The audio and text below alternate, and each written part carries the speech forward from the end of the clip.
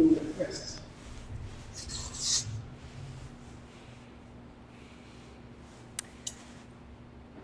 Well, I think we're live now. Good evening, everyone. Welcome to the virtual field trip to the stars. My name is Dr. Jenny Krestow. I'm a professor of astronomy and physics at Glendale Community College. And joining me tonight is Dr. Chris Burns, who is an astronomer at the Carnegie Observatory in Pasadena. There he is. And also Mr. Tom Meneghini, who is executive director of the Mount Wilson Observatory. And I'm just going to change our view. So you can wave to the camera, Tom. Good evening. So this is the historic 60-inch telescope here atop Mount Wilson, which is immediately north of Pasadena, California, in Southern California, here in the USA. And we are going to be using this, oh gosh, it's more than 100 years old. When was the first light for this scope? 1908. So it's an amazingly old telescope, but works beautifully.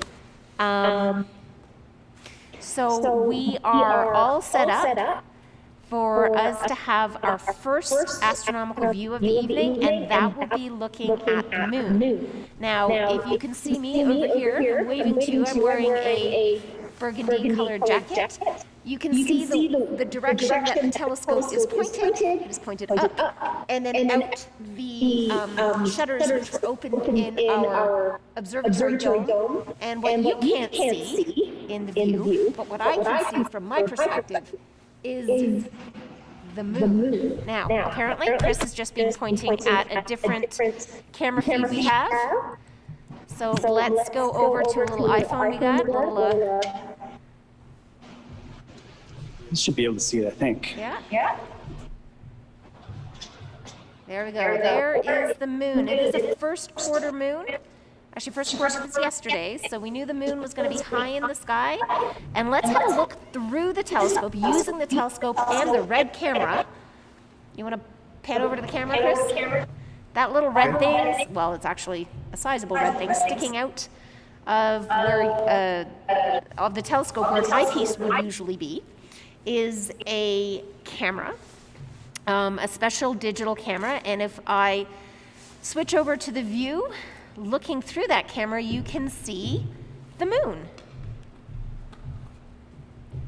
There was a comment that we had some reverb going, but I think it's because we had the Yeah, I'm wondering if we should take that iPhone to a different... Well, I just muted it. It was not muted. Oh, okay. Well, there we go.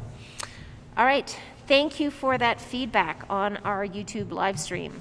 Let us know if it worked. Yeah, please let us know if it worked and we have eliminated the reverberation. So right now we're looking at the moon. The image is not the most crisp I've ever seen. We are looking at...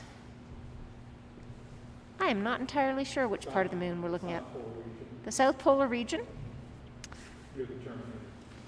Near the Terminator. So the Terminator is going to be on the left-hand side in this image. And the Terminator line is the difference between the line that we would see, the face of the moon that we get to see from Earth, between where the moon is lit up by the sun and where the moon is not lit, because the side that is not lit is obviously not facing the sun. So it is a great target to look at for a telescope or binoculars, because this is where the shadows are very, very long. So if you happen to get up at sunrise, or if you're around at sunset, at those times the shadows are really, really long. And this is what we're seeing here. Now, this particular crater, you're seeing on the bottom, kind of the lower left part of your screen, above the word telescope, in telescope view. This is a crater called Mauritius. And I'm not sure who it's named after.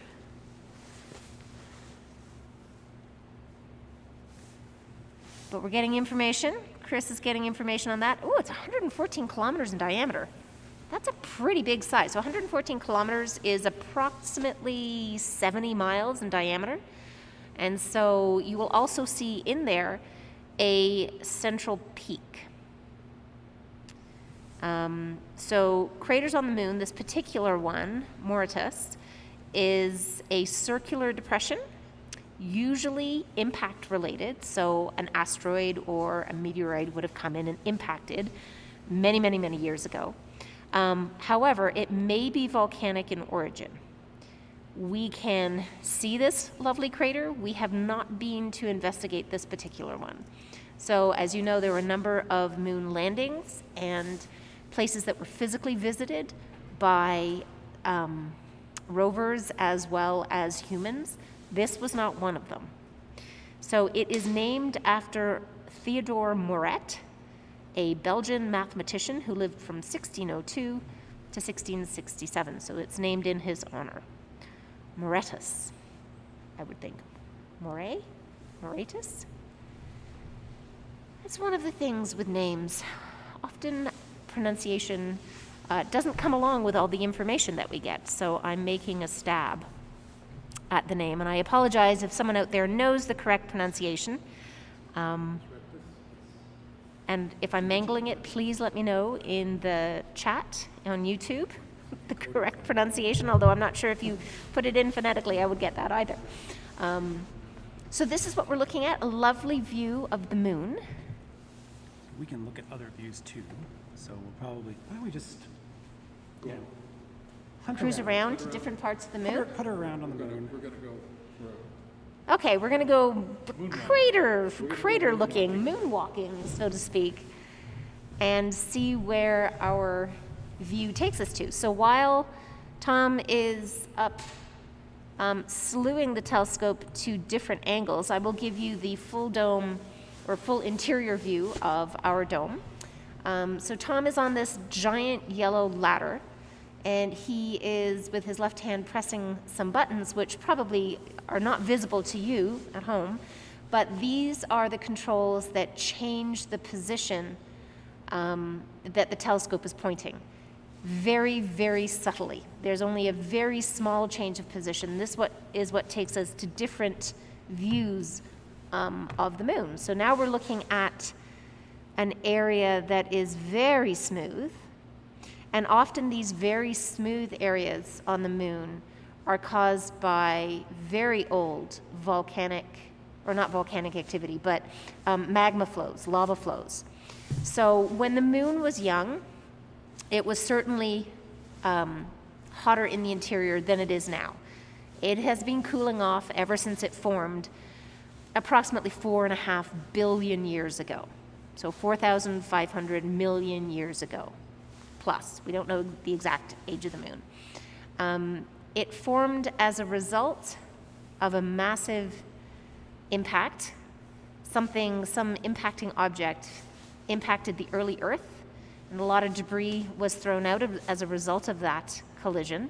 And a lot of the debris that was thrown out into space didn't go all the way out because Earth still had a lot of mass and would gravitationally attract this debris, and this debris ended up in orbit, and then it could, for lack of a better word, kind of glob together, coalesce, and form the moon. Now, the moon, as a very violent introduction into existence, and the moon was very hot, very energetic when it was first formed. Although outer space, if you don't know, is very cold, so there was a thin crust that formed on the very outside of this molten ball. And as objects impacted that moon and the crust could crack. And if the crust cracked sufficiently that some magma could well up from underneath, it would, especially if there was a large impacting body that would make a crater, the magma would flow up from underneath, flood the crater, and then cool. And I don't know if you've ever seen magma flows.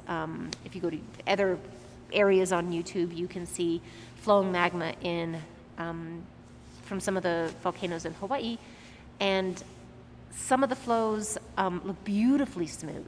And so that is something akin to what we're seeing here on the moon. although this would have been moon magma and moon lava from usually billions of years ago. So that's the smooth areas that you're seeing. Anything that looks like a circular dent would have been made from an impacting object in all likelihood.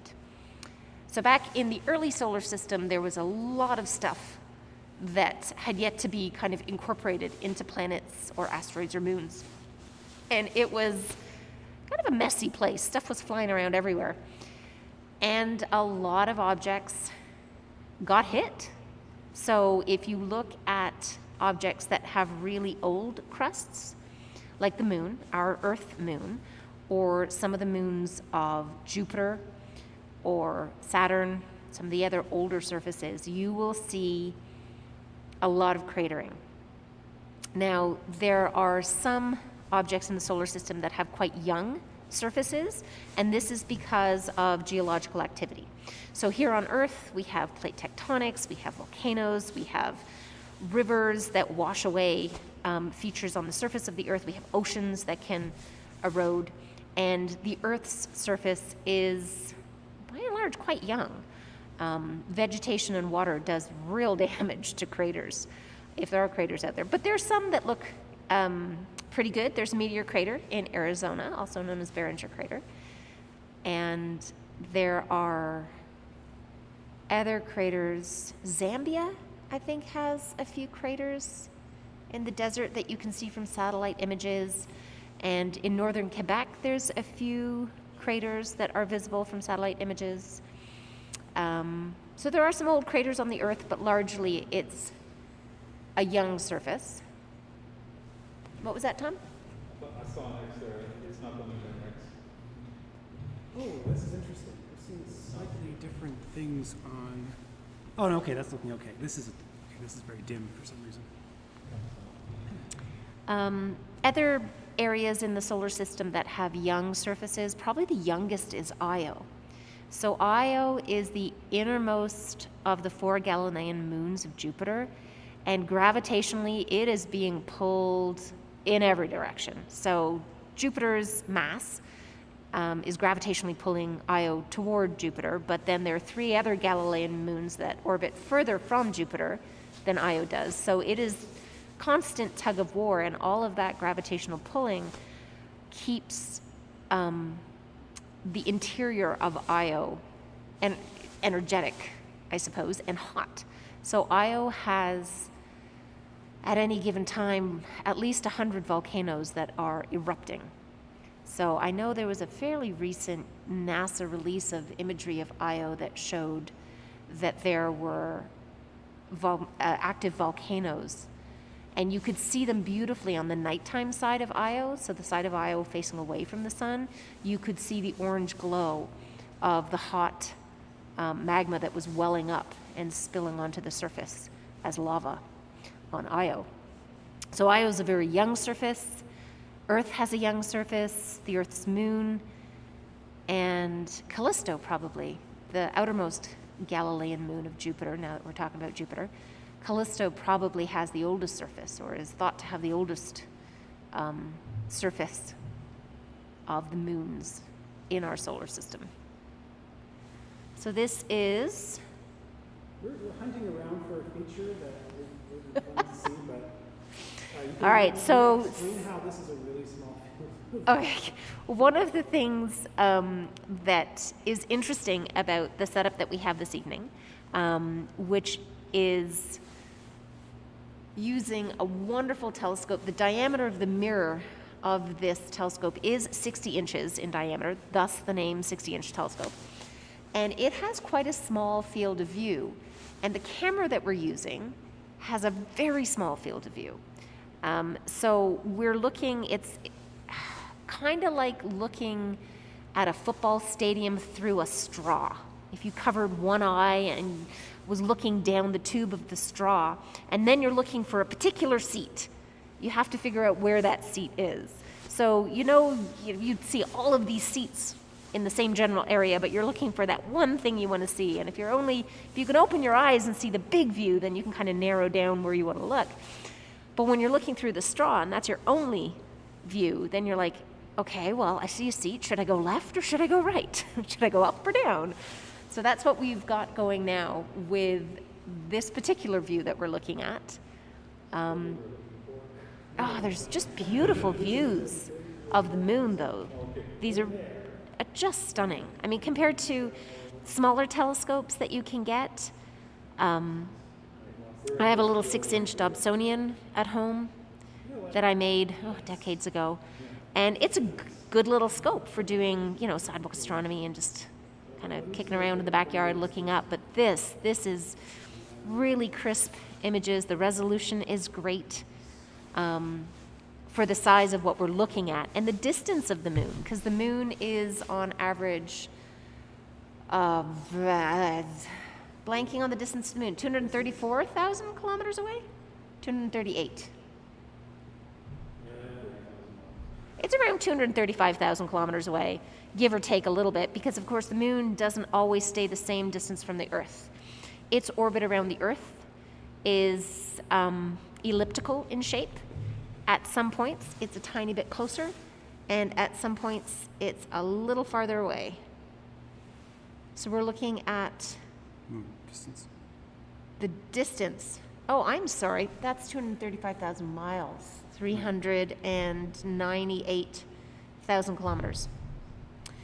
So it takes 1 1/3 second for light to get for the sunlight to reflect off the surface of the moon and get to the Earth.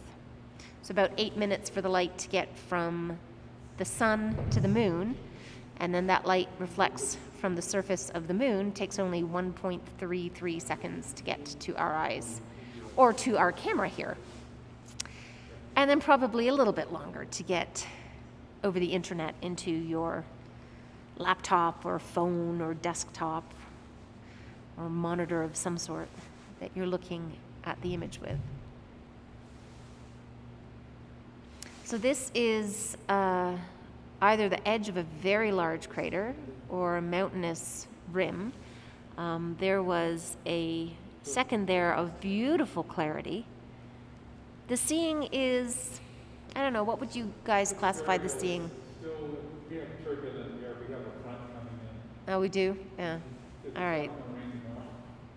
Is it really going to rain? In Southern California, that's a big deal. So we have some turbulence in the atmosphere above our telescope view, which will cause a little bit of blurring of what we're trying to look at, make it not as crisp and clear as it would otherwise be. So if you think of kind of the heat haze over a barbecue, it's something along those lines. We have heat that is being radiated from the Earth, which has been bathed in sunlight all day, and the rock warmed up. And then the heat is radiating, and then you have these kind of heat haze, and that can contribute to some of the turbulence of the atmosphere above us. Do you guys have any idea what we're looking at? Oh, we're getting there. So what are we actually heading towards? It's a cliff that's only visible around this time of the Scarface. Yeah. Scarface? It's Scarface. Oh yeah, this is like broken telephone. Masks are not helpful, and we're all masked tonight. It is keeping us warm and also keeping us safe. So we are looking for an escarpment, which is a long, curving cliff. And apparently it is most easily visible at this lunar phase, which is first quarter-ish. So we're slewing slowly. So the question, gentlemen, is can you comment on the approximate height of the features we see here? So maybe give us a diameter of some of the more prominent craters. So there's a crater on the top left-hand side that's kind of sunlit on the inner left-hand side, and then it's kind of in shadow on the right. What's the diameter of that? And then also, if you know, the height of the ring, the mountainous ring.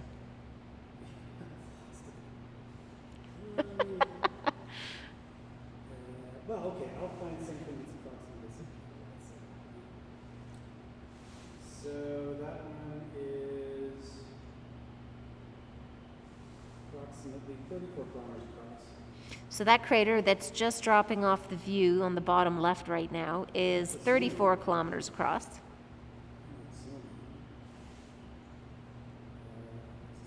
Oh, there it went. So these larger craters, which obviously formed earlier because you can see some of the smaller craters obscuring some of the edges of the larger craters. This is how you can do some chronology and age dating of the craters, if you would. Not necessarily an absolute age, but a relative age, which crater came first. Most of the bigger ones are older, though not always. But these are craters that the rims of, I think, would be at least hundreds of meters. This had to be on the way, it's supposed to be the Terminator.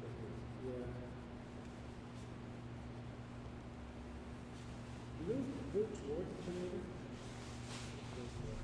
I mean, at some point we're just going to have to move on to the next topic because we don't want to wait too long. Otherwise, the person will. Well, we can't come back to the That's true. moon. We can always come back to the moon. But our next target, or the next object we're going to be looking at with the telescope, is the blue snowball, which is not a snowball. It's not made of snow or water ice or anything of that nature, but it is spherical in appearance, and it does have a greenish blue color to it. It is actually a planetary nebula that is observable within the confines of the constellation of Andromeda. So that will be our next target, but I think the gentlemen over here are still happy to be looking at the moon. We'll try this with more bits later. Yeah, the telescope can be, the coordinates for a particular object can be set into the telescope software, and the telescope should slew to that, but this was just kind of very much like a hunt and peck, and it was not as successful as we had hoped it would be. All right, so let's go. So I'm going to go to the inside view of the dome again, and then we are... Let's leave them up so they can see the telescope move. Oh, but yeah, sure. All right.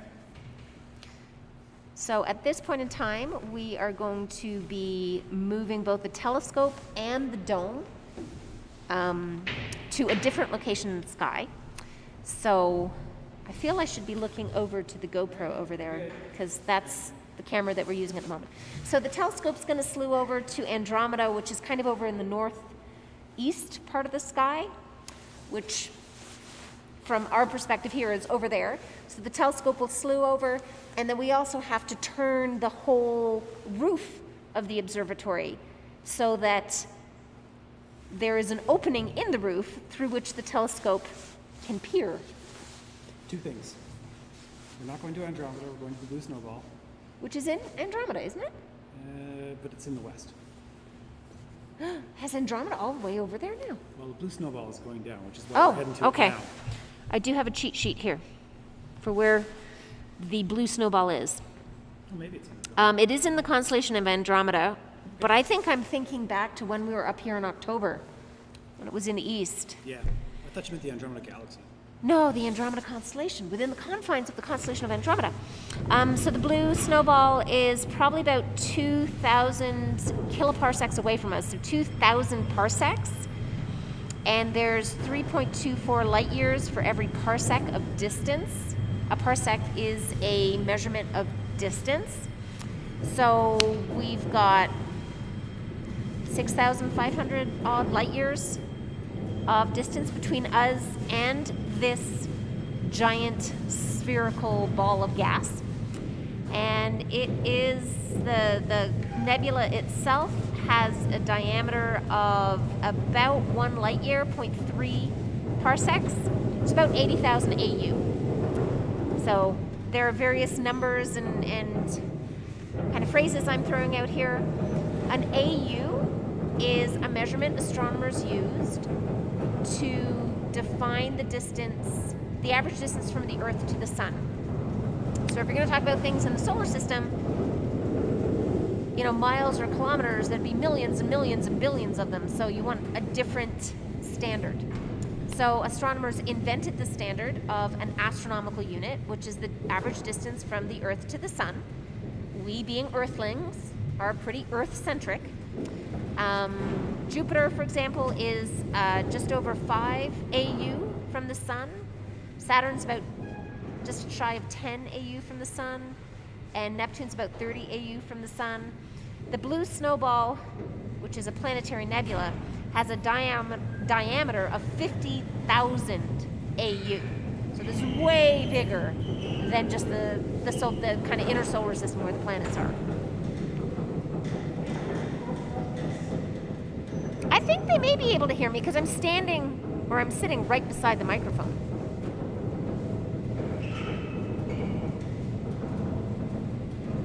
But we can just pause and appreciate the wonder of the giant telescope which is now over my head.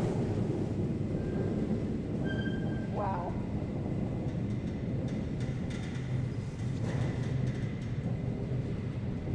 It is a monstrous piece of equipment.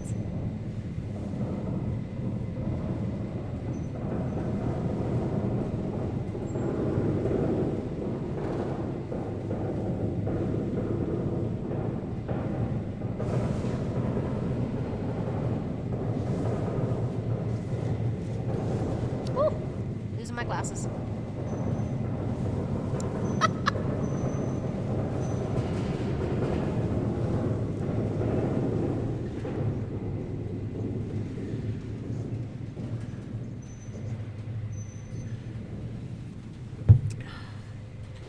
Oh, you can now see the Newtonian Platform coming into view. Yeah, the Newtonian Platform is the gray U-shaped thing that is right at the very top of the image from the view inside the 60-inch dome. It's now heading off to the right-hand side of the image. And that was a platform that astronomers of old, these would be astronomers that observed with this telescope 100 years ago, because the telescope now is into its 113th year of existence and observational capabilities.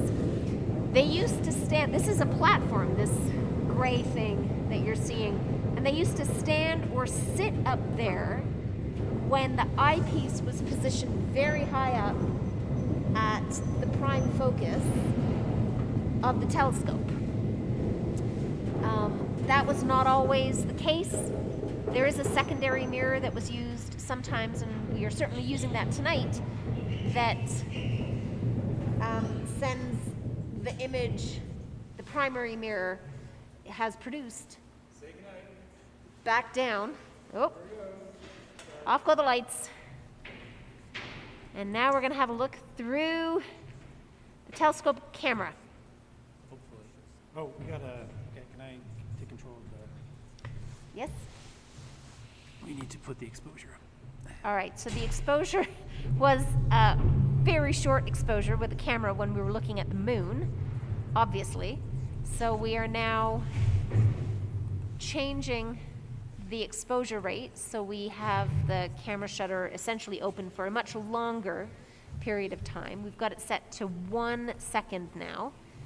And we're also adjusting The levels? There it is. the light levels, and you can see up at the top of the image a weird bluish ring on this gray. Now I can increase the exposure a bit.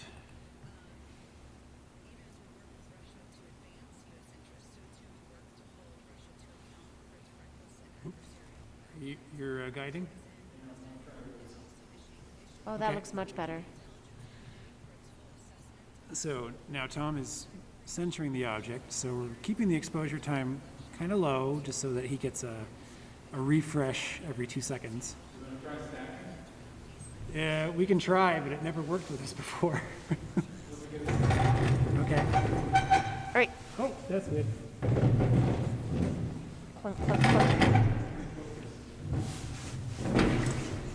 All right, so now we can bring the exposure up a bit.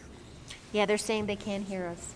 They can? Or They cannot? can, and Oh, that good. would have been in response to over the noise of the dome. Yes, it can be a very noisy dome. Oh, Delaware Beachcomber, I love your name, first of all. One of my favorite shows growing up was called The Beachcombers. Anyway, that's dating me. But I'm glad you're enjoying this. We are having a lot of fun up here on Mount Wilson. It is a little cold this evening. Even though I hail from areas much further north than Southern California, and I'm quite used to snow all winter long, I still feel the cold acutely. But Do you want me to, are you Uh-oh. still focusing?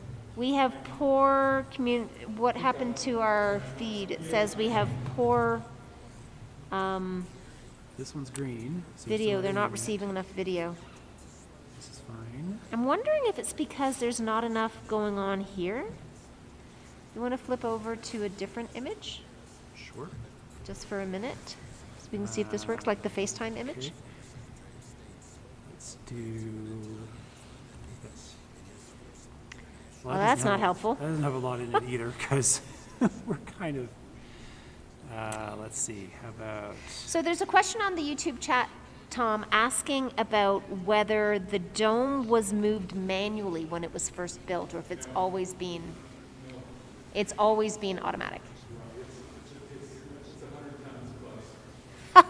Yeah, well, that's a good reason. So the telescope dome has always been moved with the help of gears because it is actually 100 tons, more than 100 tons. And no matter how smooth your bearings are, moving that by hand is just not going to work. So they had electricity back then, and they used it. okay. So I have some people saying that they see the nebula, which is beautiful. Hopefully you see the color of it. So the color that we're seeing of this planetary nebula is a bluish green. And that is because there is oxygen as a component of that nebula, and the oxygen has been doubly ionized, which means 2 electrons have been stripped away. And the remaining highly positively charged oxygen, which is missing 2 of its electrons, is when its remaining electrons are energized by ultraviolet radiation coming from the white dwarf at the center of the nebula. Those remaining electrons can transition, but they can transition between states that are considered forbidden states. They're not regularly available when the oxygen has all of its electrons. That was pretty So good. Did you explain what a planetary nebula was? I have not yet explained what a planetary nebula, but I'm getting to that. I'm first talking about the really pretty blue color. So it's a bluish green, and that bluish green is produced by atoms of oxygen that have lost a couple of electrons, which is pretty exciting. When it was first viewed, and when these colors were first seen by astronomers, and I don't know, those of you who are tuning in this evening, if you're astronomers yourself, so I don't know, I'm going to start talking about wavelengths and spectra, and I think I might lose some of the general audience. But we saw them at particular wavelengths or particular colors, and we couldn't replicate that in the lab. So astronomers, scientists thought that there was some atom out there, some gas that they'd never encountered before, and they certainly hadn't encountered on Earth, and I think they called it nebulum. Nebulium. Oh, it's an even better name. So it was kind of dubbed nebulium, and it was only quite a bit afterwards that they realized that this is in fact oxygen, but these are transitions, electron transitions, that are not typically found in the oxygen in the labs that are Earth-based. Now, the next question is, it's a beautiful blue color. What the heck is it? This is what astronomers called a planetary nebula, which has absolutely nothing to do with planets.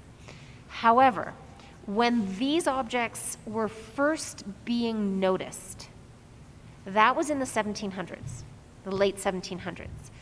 Back at that time, telescopes were not nearly as advanced as they are today, or even this 113-year-old telescope. Telescopes were pretty small, the optics weren't that great, and I guess compared to standards now, they're pretty primitive. But the astronomers looking through them made some pretty astounding discoveries. And one of the things was the discovery of the planet Uranus. Now, Uranus was discovered in 1781, I believe, or 83, early 1780s. And it was this bluish color. And it was a bona fide planet. They realized that it was orbiting the sun, and that was a planet. So it looked kind of like this in that it had this bluish-green tinge, and it was kind of spherical, and Uranus had little smears on sometimes for clouds. And these were called planetary nebula. Nebula is just the Latin word for cloud.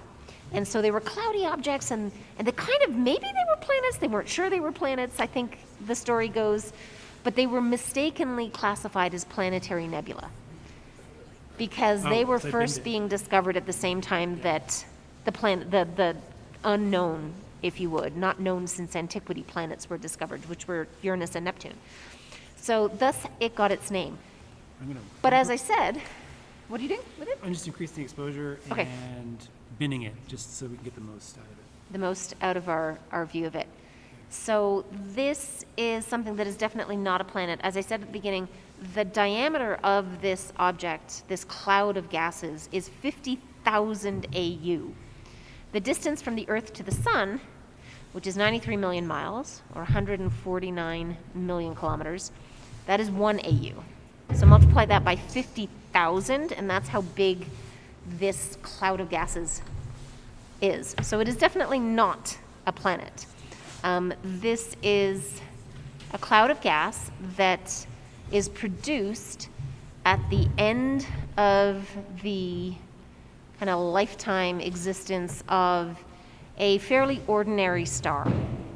So stars can be pretty much classified into 3 mass ranges. Low mass stars, which are the most common in the universe.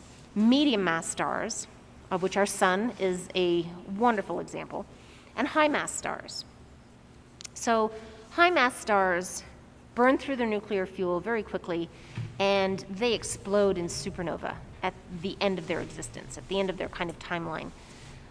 Medium mass stars give an impressive burst of ejection of outer material, but they don't explode in a supernova. The sun will never explode in a supernova. Low mass stars just kind of go ph, but none of them have done that yet because being low mass, they burn through their nuclear fuel incredibly slowly, and none of them have got to kind of the end stages of their existence yet. But a medium mass star will use up its nuclear fuel, and eventually there is no energy being produced in the core that kind of pushes energy outward and holds the star up. So the interior of the star collapses, and the outer atmospheres, if you would, kind of get expelled into space. So what you're seeing here of this lovely bluish green is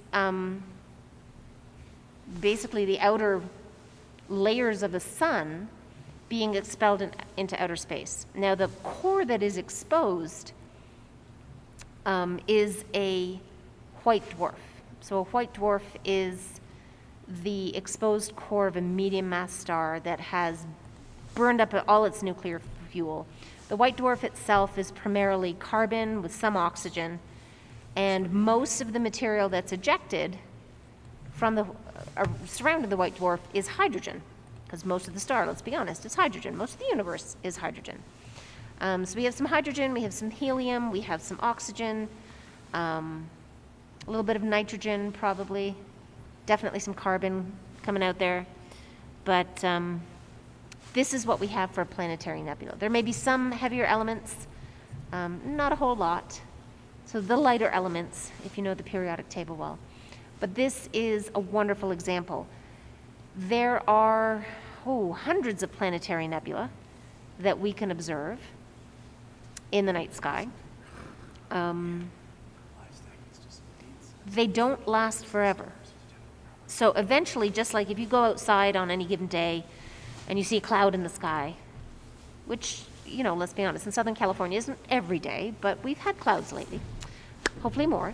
And you're looking at a cloud, if you go out an hour later, the shape of the cloud will have changed a little bit as the ice crystals in the Earth's atmosphere shift with the winds. Well, the white dwarf is producing what are called stellar winds that are heading out into space from the white dwarf. And with those winds and that radiation is carried these gases that we see as the green and blue of the planetary nebula. Planetary nebula last easily for tens of thousands of years. It's estimated that this particular example is tens of thousands of years old. But it's really tough to get a date on this, of how old these things actually are. So certainly if a star gets to its evolutionary point where it is producing a planetary nebula, initially that gas bubble around the white dwarf will be much smaller, and it will expand over time. So you can go to archival photographs and see the expansion. Like if we took a photograph tonight and then we went to a photograph of this blue snowball that was taken when this telescope first came online in 1908, there would be a measurable difference in how large the outer edge of the blue snowball would be. And the same thing is true for supernova remnants. So that's kind of how you can date how fast the expansion is. But eventually, the material will just dissipate into space, and we will no longer see this. Inevitably, there have been millions of planetary nebula that happened, millions or billions of years ago, and they're not around anymore. That's just part of the great recycling of nature. That material got incorporated into new star formation regions, and possibly that material got incorporated to something like the sun's nebula from which it formed. And this oxygen that we're seeing glow green and blue now in another billion years could provide, the oxygen needed for other life forms to exist, possibly orbiting on, part of the atmosphere of a planet orbiting a distant star. And now I'm just waxing eloquent. What do we got? We got the blue snowball. So I guess next we can go to our planets. All right. So we have had a look at the moon, so the craters and mare on the moon. This is the blue snowball, the planetary nebula. The next up for our evening's tour of astronomical wonders is going to be both Mars and Uranus. Unfortunately, we can't see them both in the same field of view. So we are going to go, which one are we going to go to first? Oh, why don't we, maybe you should ask the audience. Hey guys, do you want to go to Uranus first or Mars?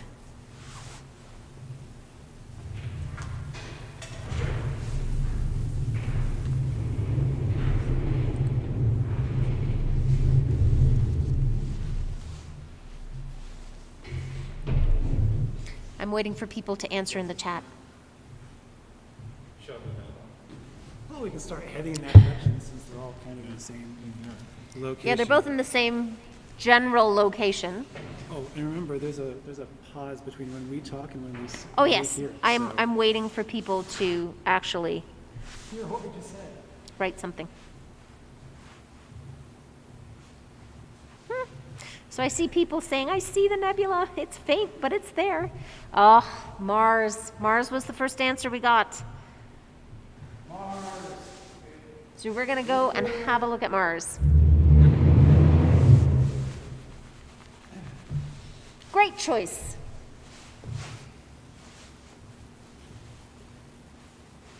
Oh, we have 2 votes for Mars. 2 votes for Mars. Yes. And then we can go see the rude planet later. So if we want to have some fun, you want to try showing them on Stellarium where things Okay. are? All right. So one of the other views that we can show you with the software we're using for this live stream is a piece of software called Stellarium. And so this is what we're looking at here. And I can actually go into the program. This letter S right here that I'm circling with my mouse, hopefully you can see that, that is the direction south. So here in this computer program, directly ahead of us is south, and I'm wondering if the mouse, oh, the mouse does show up, fantastic. And then over here, this SE is southeast, and then we have southwest over to the right-hand side. So it's like we're facing south. And if we look, all these white speckles here obviously are the stars. This is a star called Sirius, the brightest star in the night sky. And then this, I can kind of outline the constellation Canis Major, which is the big dog. There's the front leg. I think if I go down here, I can actually put on the artwork. Constellation lines, there you go. And then the constellation artwork, so you can kind of see, wow, that is the weirdest looking dog. I will turn off the artwork. So we have Sirius in the constellation of Canis Major right here. And if we go up, we can see Orion. Over here, very famous constellation, certainly in the northern hemisphere, the 3 stars that are the belt of Orion. And then over here we have the moon, and then we have Mars.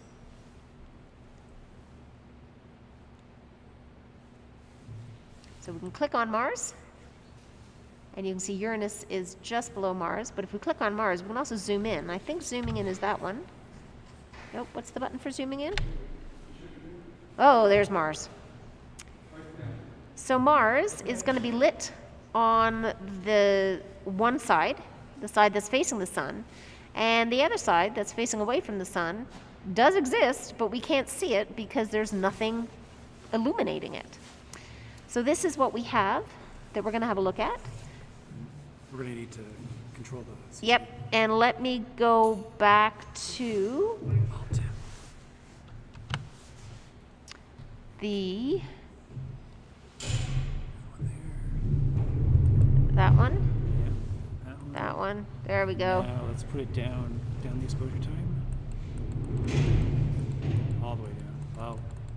Yeah. Yeah. Yeah. Okay. 0.01 of a 100th of a second. Let's I'm try it. going to go, well, they're still looking at Stellarium, so we're going to give a view of the attic Okay.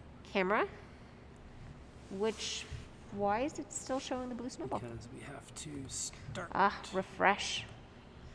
Start the image capture. There we go. Wow. Okay. All right. Yeah. Let's bring this to here.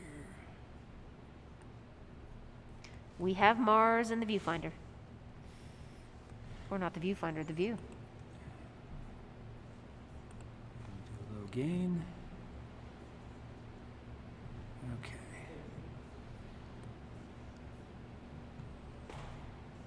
Can definitely tell it's not round. Yeah, it's definitely. So the right-hand side that you're seeing would be the side that is illuminated. I'm going to zoom in. And the left-hand side is going to be that terminator line that we were talking about with the moon earlier. So that terminator line is the line between where the planet or moon is lit by the sun, which is obviously the side facing the sun. All right, so it has lost the image again because it says that there's not enough video to maintain it. So I'm wondering if it's because it's too black. Oh, that's kind of dumb. Yeah, it's kind of frustrating. Let's make it nice and big. There. That'd do it. It's still saying that there's a problem. We have great connectivity up here. We are hard-lined in. So it is not actually our connectivity. I don't know if YouTube is just having a problem finding things. I'm wondering if there's anything we can do that would show Oh, no, we're back. Yeah. No, we're not. That's okay, because it's giving us a chance to focus a little bit. So we're working on focusing on Mars. Really, now, why is it so... I made it huge on this display. That's interesting. Maybe I should have to go over here. So I have to go to the So right. this is still really small. And you've certainly been enlarged in this image here for a while. Oh, did you take the mouse? That's okay. Just giving Tom a better view of the... Okay, so those zooms are independent. Huh. All right, so what we are streaming to YouTube is the zoomed in version, but that is not what the YouTube preview is showing. So I'm wondering if I change around a little bit, we can get a better view of, and I'm wondering if it needs more light. Not that this is exciting, but my white mask might pick up more.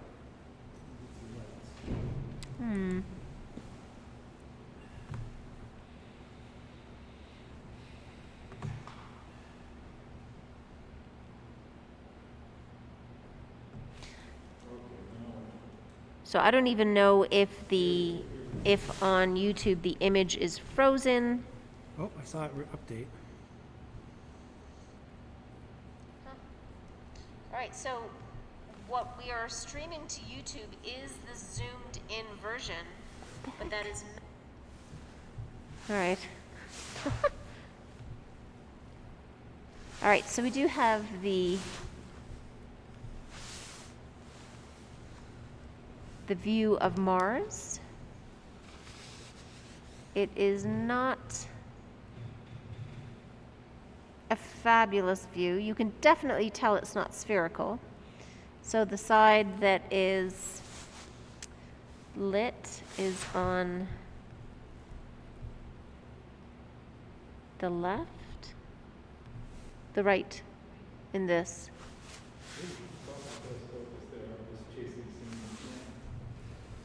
You're seeing features. Oh, that's pretty good, actually, on this side.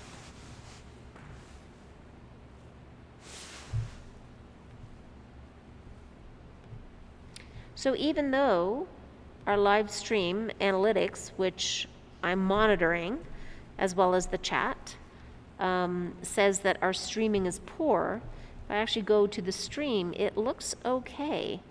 So if you're out there and you want to let us know what's going on, that would be great. From your perspective, what you guys can see.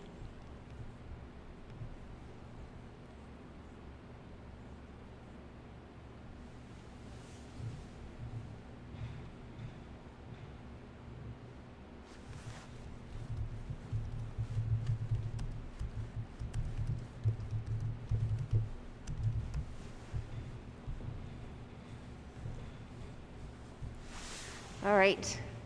There are some features on Mars that we are hoping to be able to see tonight.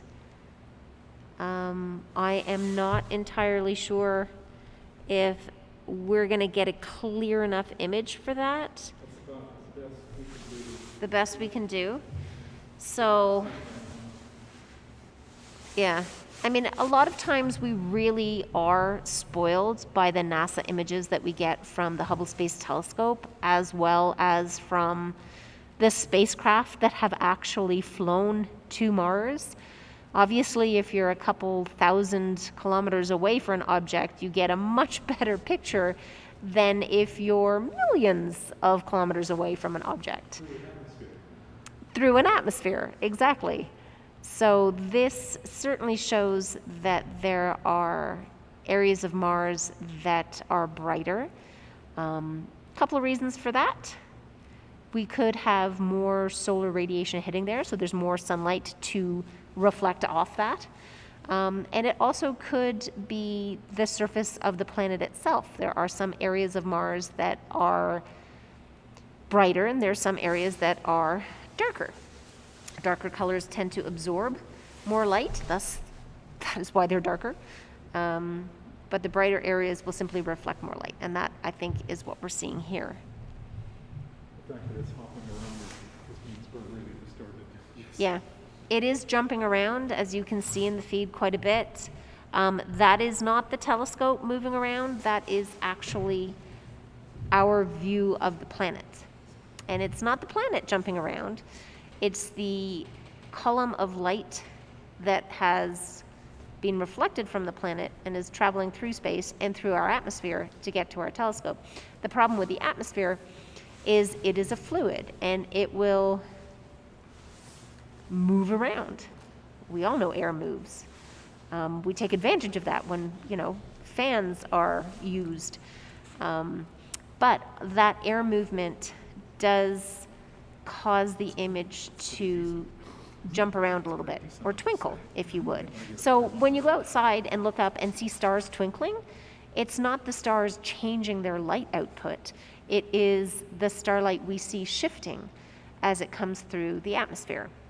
So the astronauts that went to the moon, the Apollo astronauts, and the astronauts that go up to the space station, when they look at stars, there is no twinkling because they are above the Earth's atmosphere.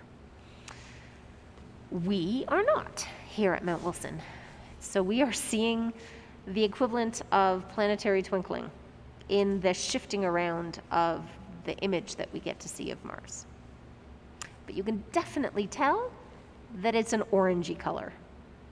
Mars, of course, was named after the Roman god of war, and they had thought that Mars was a blood red color.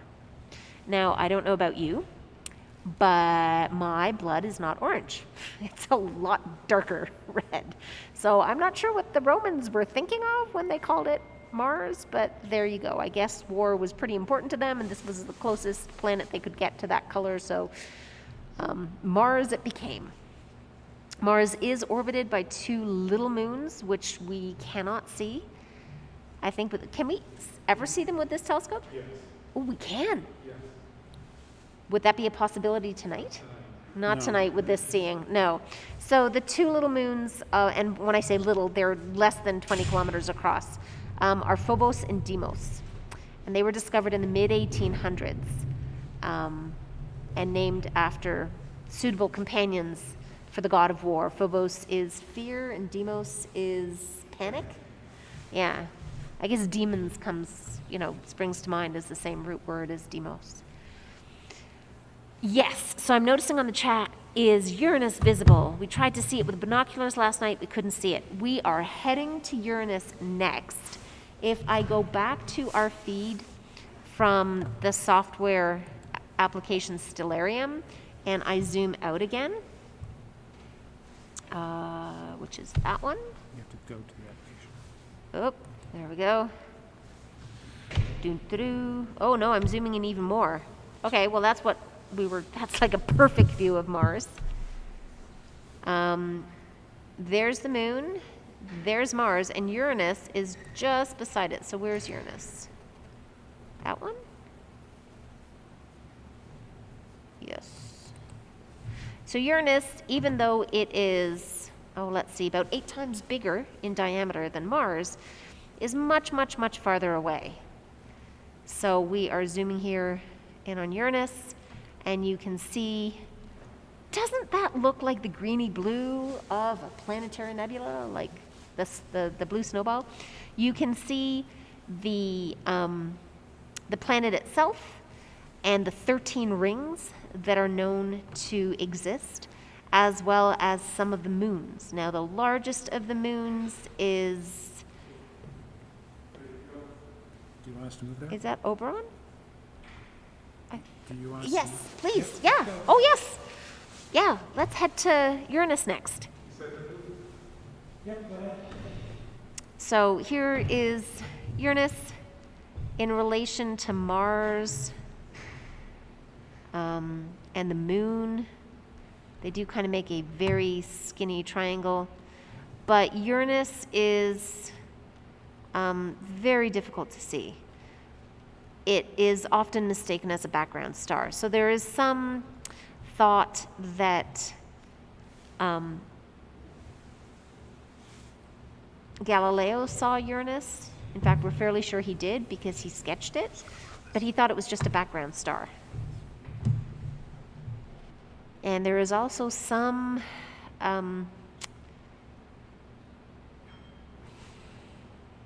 thought, I suppose, that's one way of saying it, some idea that Hipparchus, back 150 BC, may have also seen Uranus, but again, not recognized it as an object that orbits the sun, thought of it as a faint background star. So we are heading to, hello.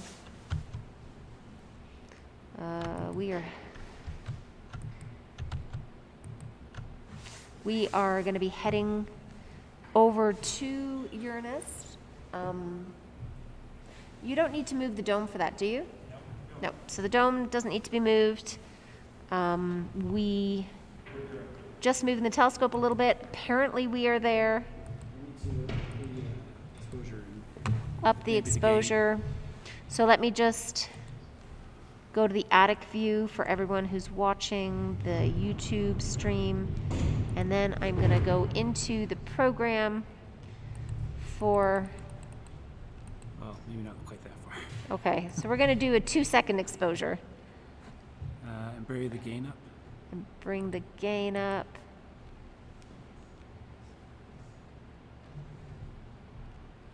Oh, right. You're going to have to zoom out.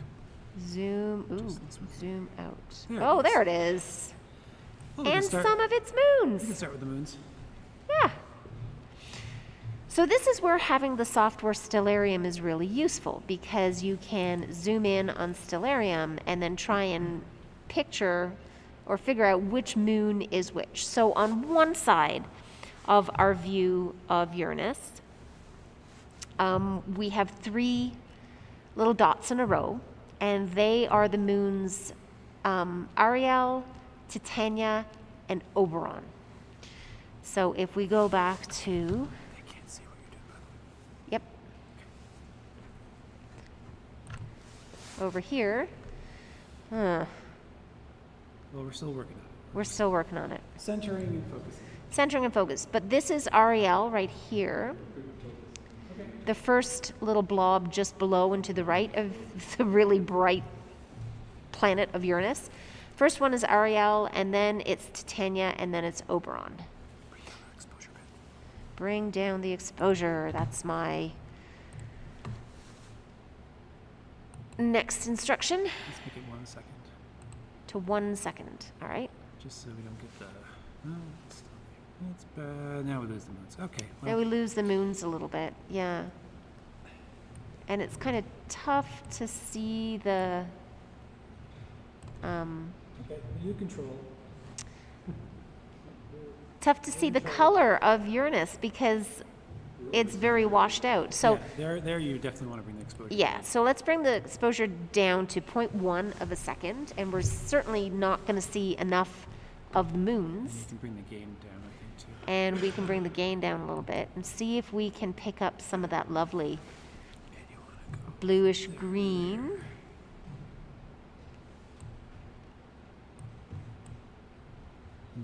No. Quite a little bit clear down and bring that one down further. So we're playing with the aspects of the software. The exposure time, binning, gain, and then what are these called at the bottom, Chris? This is just what we call the stretch. This is how you... basically brightness and contrast. All right, we'll sort of zoom in here a bit, but... Definitely a bit of blue, bit of green-ish, maybe. Yeah, I'm seeing more blue and green than I am yellow and red.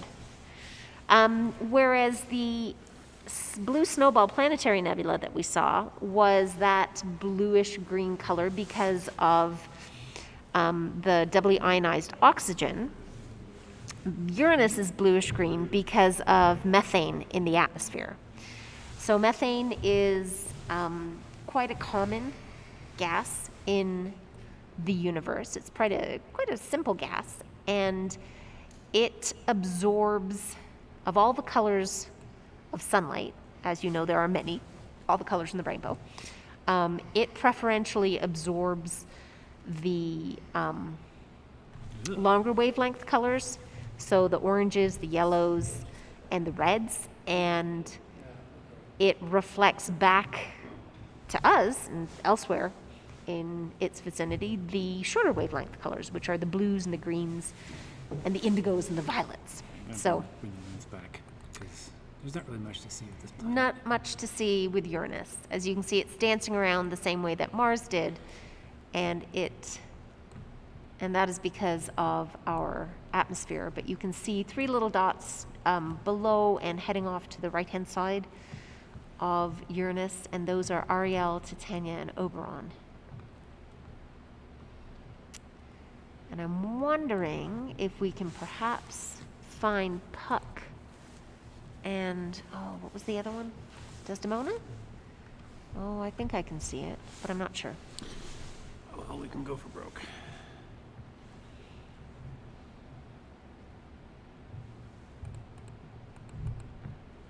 Oh, that'll totally wash out the planet, but we should be able to see the moons. Just turned up the exposure time to 5 seconds.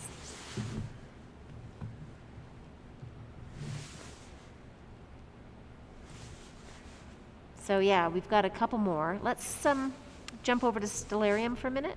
Okay. And you can see from this view that the three on one side, and of course this is going to be oriented differently. I think we can flip it. Can't we flip it? I thought there was a way to flip it. Maybe not. I'm not sure. Probably But you can is. see Ariel, Titania, and Oberon on one side. Puck is almost right beside Uranus, and then on the other side we have Umbriel. You've got control now. All right, so let's go back to our view. We have, going out from the planet, we have Ariel, Titania, Oberon, and then beside the planet we have Puck, on the other side we have Umbriel. So I think we have Ariel, Titania, and Oberon here. Puck is, I don't know, somewhere over here in the glare, and then Umbriel is over there. So at last count, there are 27 moons that have been discovered orbiting Uranus. I say at last count because every time a spacecraft goes in the vicinity of Uranus, it finds more, and sometimes the Hubble Space Telescope has been known to find more. So a moon is pretty much anything that is gravitationally bound and in stable orbit around a planet. There could be many more objects that are the size of a school bus, say, but those are not going to be objects that are large enough to reflect enough light for our telescopes to be able to produce an image of them. And if we can't see them, we don't know they're there. So there could be hundreds of moons orbiting Uranus, but we don't know. I mean, the rings themselves are like millions of little tiny moonlets, but they're considered rings. But there we go. So this is Uranus. If you have any questions, just throw them into the chat. From here, what was the next target going to be? I think Gamma Andromeda was going to be our nice double star. Gamma Andromeda. So our next target is going to be a lovely double star. And Gamma Andromeda is obviously in the constellation of Andromeda, thus the name. It is a double star that is about 120 parsecs from us, so just shy of 400 light years, which means the light that you're seeing will have taken almost 400 years to get from those stars to our eyes. And there are two stars, they're orbiting each other. One has a distinctly yellow gold color, and the other one is very blue in color. So unlike your bathroom taps, when it comes to stars, blue stars are the hot stars, and the reddish stars, or the golden stars, are the cooler stars. So if you think of a blowtorch, that is not a red blowtorch. You know, if you really want a hot blowtorch, you want blue flames. Those are the hottest flames. So that's an example of something that's blue and hot. What was that? Just letting Tom know anytime we're ready. Okay. I'm gonna bring the We lights up. are ready to, are we going to bring the lights up in the dome? Sure, so people can see it. Bring the lights up. Woo! Okay, that destroys your night vision. Yep. But it lets the people have a look and see what's going on in the dome and with the telescope. So obviously when we move the telescope, we have to move the yellow ladder out of the way. There have been some instances over the course of the decades where ladders have been bent because they were not moved out of the way and they got caught. And Chris is pointing out one such bend, which I think for you guys, I can show you here. Right there, that curve. That's the wrong time. Whew.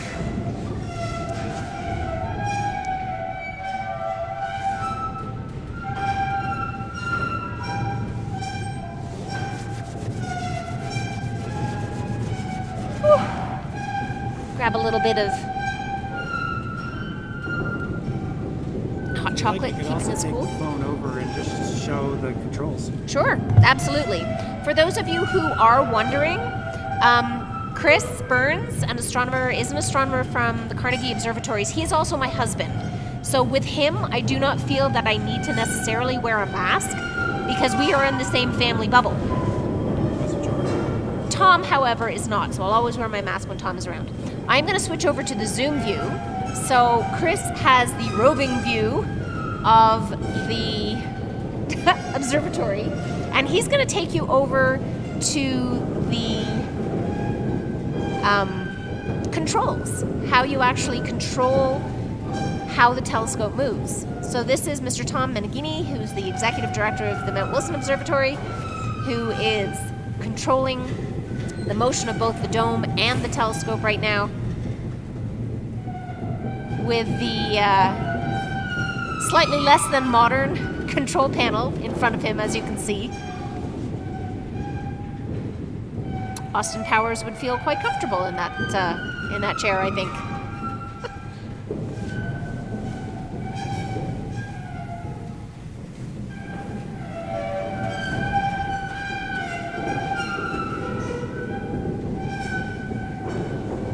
Oh, you're coming back. I'm trying to untangle my hair. This fabulous various scarves we've got in this giant puffy coat, because it is in fact quite cool up here. Probably around, 6-7 degrees maybe? yeah, 6-7 degrees centigrade. What that actually is in Fahrenheit, I'm not entirely sure. There we go. Back to the mask. But it's quite cool. So we've come prepared. I do know how to dress for the cold weather, having grown up with cold weather. So many layers, 2 scarves here. Keeps me nice and warm. Of course, I do have my gloves over here, but I have touch screens here as well, which don't work with these gloves. It's 42 degrees Fahrenheit. 42 degrees Fahrenheit. Yep. So that's about 5 degrees. 5 or 6 centigrade. Celsius, yeah. Okay, we've got a view, sir. Anytime Oh, you- we have a view. Okay. So we're going to go back to the attic telescope view. And this is that lovely double star. Now, you're seeing one star that does look brighter than the other, or larger than the other star. One of them will be slightly larger than the other one, but that is not what you're actually seeing here. What you're seeing here is glare. So we're just turning down the exposure time. And the one on the left That's odd. is, yeah, I think you might be a little bit out of focus.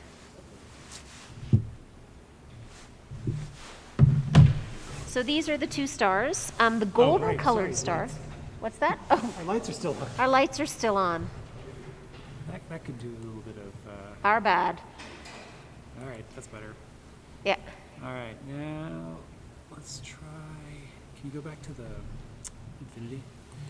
Go back to infinity and play around with the software, which These, the levels are bad.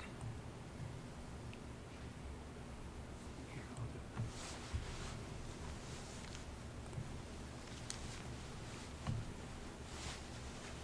oh wow. That is definitely And we can Definitely bright. bring it down way more. yeah, a little overexposed there. And again, we gotta play with the. So of these two stars, they are an actual double star, which means they are orbiting a common center of mass. The golden colored star, the one on the right, is a K3 giant star. So it is an evolved star. It's used up all of its core Oops. hydrogen. Wow, that was Sorry, I changed the gain. blindingly bright. I really wish these levels would work automatically. There. Bit of a surprise for our audience. But this is a giant star, so physically large in size, and quite cool, certainly cooler than the sun. And it kind of has this golden orangey color. So its temperature is about 4,500 degrees Kelvin, and it's about 2,000 times the luminosity of the sun. So it is pumping out a lot of light. Now it has a companion. So the golden star is actually two stars, but the smaller companion you cannot visually see. It is not visually detectable.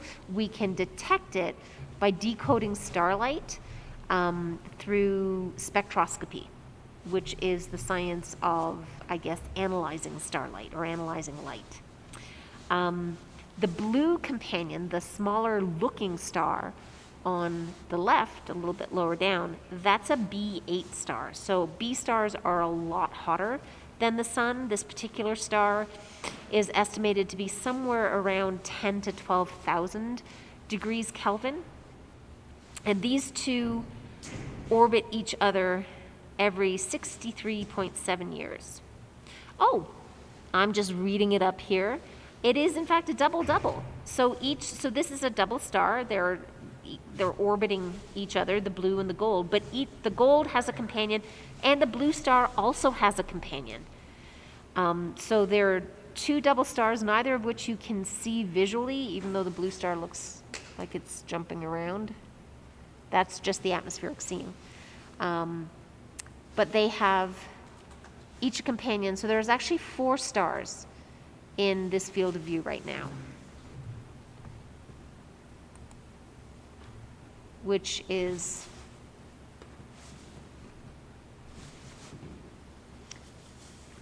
pretty neat. I actually really like spectroscopy because it's a little bit, I think, like fingerprinting. So you can get or DNA analysis, really. You can get a lot more understanding of an organism by looking at the DNA. You can get a lot more information about a star than just what you can see visually by looking at the spectra and kind of analyzing that level of detail. You can figure out what the temperature is. You can figure out the metallicity, so how many of the heavier elements, which give you an idea of when the star formed, either very early in the existence of the universe or much later, so it's a younger star. There's all sorts of things you can tell. Composition, density of the star, using the science of spectroscopy. It's really quite amazing. I think we've had... You guys okay over there? Yeah, a little spillage. Oh, a little spilling of the hot chocolate. It's hard to do things in the dark. So this is a lovely double-double. If anyone has any questions, just type them into the chat. The next object that we are going to head to is the Andromeda Nebula. Andromeda Nebula, duh, Orion Nebula. The Orion Nebula, Is that high enough yet? I think it might be too low at the moment. We were hoping to get the Orion Nebula, the Great Orion Nebula, which is iconic in astronomy, but I think it might be a little on the low side. So this telescope is fantastic, but it can't point right down to the horizon. It has some limits on it. So we can show some parts of the telescope. We can. Oh, wait. One of them is the horizon. Well, why don't we then turn on some lights and you guys can give a bit of a tour using the roving view of the telescope and go downstairs and show some of the inner workings, if you would. So I'm going to go back to our view. So bye-bye, double. And I'm going to put it on the roving view elsewhere in the observatory. So Tom's going to be cameraman. In front of you right now in the blue jacket with the gray toque is Dr. Chris Burns, astronomer at the observatories of the Carnegie Institution of Washington. And my husband, yes, there are 2 astronomers in the family. Okay, if you unmute there, if I mute here, hopefully we can hear you. Let's try that. How's that? Hopefully that works. We won't know for a few seconds until YouTube works. But we're going to show you the bottom, the underneath of the telescope. So hopefully you can see underneath there is a very green thing down here, and that is the glass. So the 60-inch mirror is a mirror. It's made of glass, but only the top side of this mirror is aluminized. And you're kind of seeing a double image here. So if you see these kinds of circles, those are kind of like these pressure plates that the mirror sits on. They're pads. Pads, okay. Pressure pads. Pressure pads, there we go. But now you see the white one, that's the real one, and then you see one above it kind of behind that bar, and that's the reflection of that pad off the aluminum on the surface of the mirror. So that way you can actually see what the top of the pad looks like, and you can see what the bottom of the pad looks like. Now, this mirror is green because it's made of glass. There's a common myth that it was made out of champagne bottles, so that's why it's green, but that's not true. It's just if you have a piece of glass which is this thick, it's going to look green. Those of you who have aquariums at home, if you look at it on an angle, you sort of see a green tinge to the glass, and that's just the way that the light is refracted through it. And the thickness is 9 inches. 9 inches. So that's 9 inches from the bottom to the aluminum surface. Okay. Console? Okay, here's another fun little thing. For any of you who are amateur astronomers, we have this, which may look familiar. This is called the TELRAD, and this is our backup, so that when our telescope is a little confused and doesn't know particularly which way it's pointing, we can use this, which is like a heads-up display, point on a star, and then key in the coordinates and reset what are called the encoders that allow us to determine which direction we're pointing in. So that's our backup sighting. A lot of amateurs get a kick out of this. And over here, this is what we call the Declination Axis. This allows the telescope to move north and south. But for safety, we don't allow it to move north and south as much as it wants. We have what are called limit switches. So these are switches. You can see they have these little arms with these wheels on them, and by themselves they don't do anything, but up here we have these kind of, I guess they're brass, blocks, and so as the telescope moves in north-south, these will sort of come down, and if the telescope goes too far, each of those blocks will hit one of these switches. The first one will be, hey buddy, slow down. The second one was slow way down, and the third is, okay, that's it, you're not going any further. So that's make sure that we don't have any operator error and drive the telescope into a place where it shouldn't be.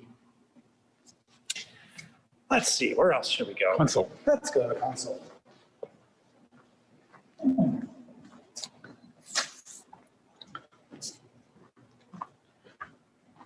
So are we coming through with the sound, Jenny? Sorry? Are we coming through with the sound?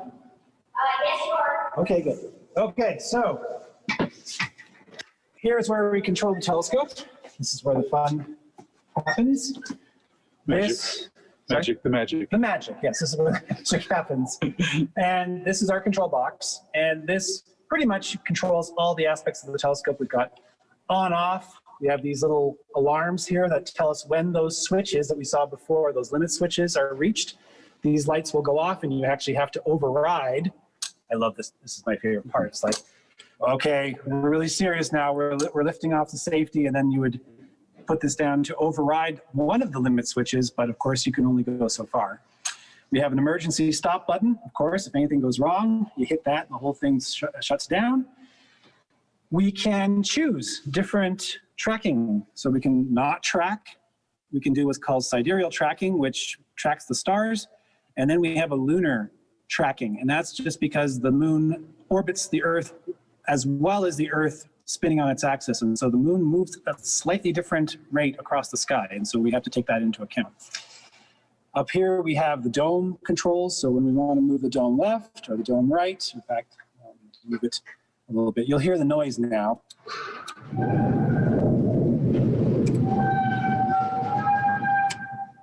And that way we can control the dome, because the dome and the telescope are completely separate machines. And as the telescope moves across the sky, the dome doesn't follow it automatically. You have to actually move it as well so that it's pointing through the shutter and can see things. And then here we have just north, east, west, south. That changes which way the telescope is pointing. So you can go at a fast slew space, slew rate. There's another one called set, which goes at a slightly slower speed. And then without anything else, it goes at a very slow speed. So you can fine adjust where you are. And lastly, we've got our focus. So at the top of the telescope, we have a secondary mirror, and that is on an actuator that can bring it toward the front of the telescope, the back of the telescope, and away. And that can change the focus that way, which is really handy. Okay. And over here we have our auxiliary. Oh, right. Sorry. Yes. So this is our readout. These are essentially electronics called encoders, and they count how many times a revolution has been made on the motor. So the telescope can tell how much it's moved in one direction, how much it's moved in a different direction. And then once we have it on a star with a known coordinate, we can just say, hey, this is right ascension 2 hours, 5 minutes, 10 seconds, declination 42 degrees, 26 minutes, 8 seconds. This is kind of like longitude and latitude, but instead of on the Earth, this is on the sky. Our angle just tells us how far over east or west we are. We have certain limits. We don't want to go much further than 4 hours, 2.5 hours. Yeah. When your hour angle goes up, you're looking lower and lower on the horizon. You're looking through more atmosphere, so it's just not as nice. And this just tells us the direction northeast, west, south that we're looking and how far off the horizon the telescope is pointing. We also have information about where the focus is, where the dome is. This is actually kind of new. It's kind of nice. So we can see that, oh, look, the dome is 10 degrees different than what the telescope is pointing to. So that's probably when I moved it before. So it's slightly out of alignment, but it's not too bad. This is our sidereal time. This is like time that we normally use, except that the normal time we use from 12 midnight to 12 noon, back to 12 midnight, that's tracking where the sun is on the sky. If you want to track where the stars are in the sky, you actually have to go at a slightly faster, slower. I always get that backwards. So a sidereal day is about 4 minutes less than a solar day. And telescopes need to point at stars, so they got to know what the sidereal time is. Okay. Shall we go down to the control room or the RA room? All right, so now we're going down underneath. Normally, when we do tours up here, or sessions, I should say, we don't normally go down just because it's a confined space. But since this is all virtual, we can cram everybody all at once.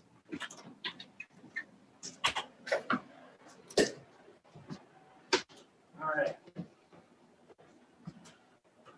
So this gigantic wheel is what we call the right ascension wheel. So this here is called the right ascension axis.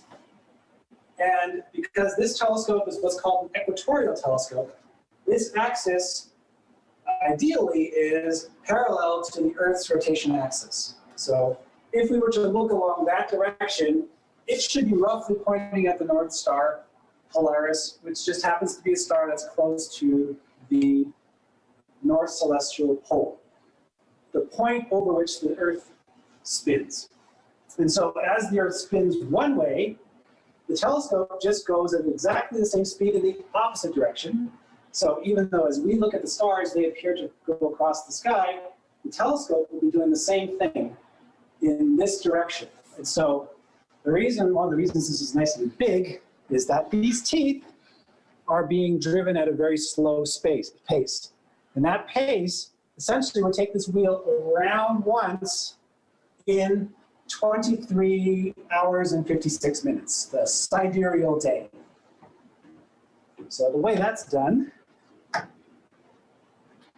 so down here, so we've got a motor.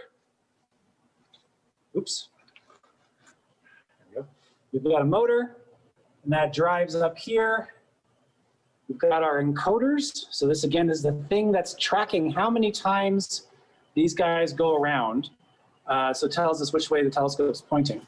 But then this rotation is transferred through a differential to rotate that way. And then that drives, hopefully you can see all the way back there, what we call a worm gear, which is essentially like a corkscrew. And it engages with the teeth on the big wheel. So as this worm gear, as this axis spins, it moves the big wheel towards the right? West. Well, west. Which was west? Yeah, that's right. And that keeps the telescope moving in the right direction. Now, one of the fun things about this, I mean, it's pretty modern. You've got modern encoders. You've got a modern motor. What I love about it is we still have this old-fashioned lubrication. This is our oiler. And so every time that we want to run the telescope, we got to come down and fill up this little canister here with enough oil to last the night. And then this oil comes down through here, through what's called a dripper. And let's see if we can actually see it drip. Yes, this is going to be exciting stuff. We're going to watch oil, bring it down a bit, drip. Leave out a bit so it focuses. I don't know if we're going to be able to see it. It's kind of dirty. But it's just about to drip. Anyway, we're supposed to set this up so that we get about a drip between 30 seconds and a minute. And that just makes sure that there's adequate oil in the bearings to keep the telescope rotating smoothly so that nothing seizes up. And there it goes. I have no idea if you guys saw that. So exciting. I didn't. You didn't. Okay. Another fun thing is our spanners. So these are pretty big. Here's. I can't move it. Well, yeah. This is my hand for reference. So they're pretty big. These are used. Well, we think they're used. No one's actually done this in a very long time. No one wants to. No one wants to. But at the base of the telescope, we have some very large nuts. There's one here. As you can see, I put my hand here. That's a very large nut. And if you were to, I never noticed, it's actually got Yes, a lock. well, not just a lock, but it's got a caliper on it. Yeah, a scale on it. Okay, so as you move that pushes down on the supports. So this could be used to adjust the altitude and the azimuth of the polar axis. So if the telescope isn't aligned completely perfectly, there's another one over here. There's the one that goes east-west, yeah. So if the telescope is not pointing directly at the North Celestial Pole, and so it's not tracking perfectly, you could adjust it by doing this with those big spanners. And so far we haven't had it bad enough to make us want to actually do this. Not in 20 years. No. So if anybody's an amateur astronomer out there, you know what a pain it is to polar align your telescope, your backyard telescope. Just imagine how hard it is with this thing. I'm not going to do it. Wonder.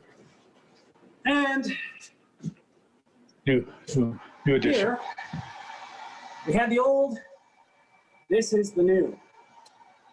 These are the electronics that have been installed to better control the telescope. So we've got one unit over here for the declination drive, and one unit over here for the right ascension drive. This again, these are attached to the encoders. They keep track of where the telescope is and that it's tracking at the correct rate. Now this is all installed by volunteers? Yes. Yeah, so Mount Wilson has a huge team of electronic engineers, electricians, all kinds of people with different expertise. And they volunteer up here. This is kind of like your project, working on a boat, except it's on a mountain a little further away. But yeah, we wouldn't last very long without our volunteers.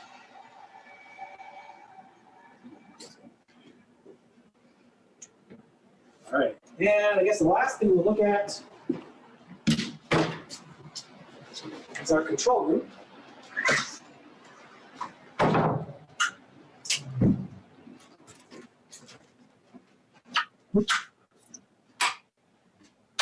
And so here is the computer that is responsible for keeping track of where the telescope is. We have a GPS unit here somewhere in this. I'm not going to say a mess because it's really very well organized, but in all this, there is a GPS, and that gives us a really accurate time. And if you know your time and you know the position that you're on the Earth, you can convert your local time into the good old sidereal time that we need for this telescope to work. And all of that comes down to this monitor, and this is just the real version of what we saw upstairs. We have our coordinates, we have all the information about where the telescope's pointing, and if it turned out that our telescope wasn't pointing correctly, we would go upstairs, turn on that old telrad, point at a star like Vega or Sirius or something like that, and then once it's in the right place, come down here, use this keyboard, and key in the correct coordinates. That can only be done from down here, which is a good thing because you don't want to do it by mistake. Okay. Now, of course, we haven't been able to check on anyone's had any questions, so maybe we should go upstairs and see if anyone's got questions that we can answer.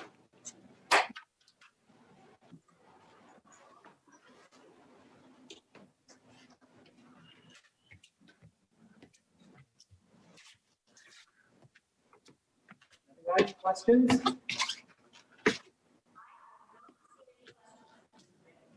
You're explaining it so well. I guess I was explaining it so well. What's that? There was a question, I guess, that you were commenting on some of the things that it's used by a quantum mechanic. Used by a quantum mechanic.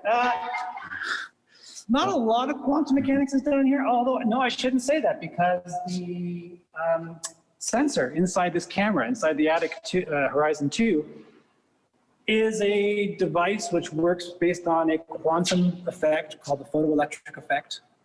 That's essentially where light comes down, hits a silicon wafer, and gets converted into an electron, which then gets stored as charge, and then the charge is interpreted as amount of light. Actually, one thing we can point out here is that this whole unit here was donated by the Los Angeles Astronomical Society. And this big, huge dial, which I'm not going to move, this is the focus knob. And so that brings this tube in and out, and that allows us to focus the camera, which is up here.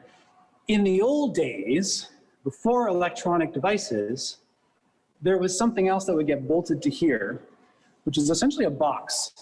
And in that box, you would put a piece of glass about that big. And on that glass, you would have a photographic emulsion, just like you would have on regular film. You put it in your box, you would slide open a shutter, and then the light would hit that piece of glass, and wherever things are bright, you would get a darkening of the glass. Very much in the same reaction that you get when you have silver tarnishing. It's actually a silver compound in the emulsion that gets darker as the light hits it. And then you're done, you close the shutter, you take that down to your dark room, you develop it just like you would film, and then you have your image on a glass plate. And the plates, again, were about, you know. You want to go to the dark room? We could go to the dark room? Where's the dark room? Oh, the dark room, right, I forgot the dark room downstairs. Sure, we could do that. But just to point out that because the size of the glass is about this big here, you can already tell that this camera is a lot smaller. And not only is the camera smaller, but the chip inside this, which is sensitive to light, is about 2 centimeters across. Yeah. And that is why when we look at this, the view through, yeah, down there. When we look at the view through our CMOS camera, we're seeing an extremely small part of what this telescope could actually see. If we had 4 inches. Yeah. 4-inch chip. 4 inch. If we had something that was as big as those old glass plates, oh wow, that would be an amazing view. But they don't make them that big that we can afford. So we'll have to deal with these small fields of view for the time being. You want to go down to the dark? Okay, Dark. I will. I will follow you this time. Well, gentlemen, it is 7:41. Oh. While you have a comment that says fascinating tour of the control, thank you.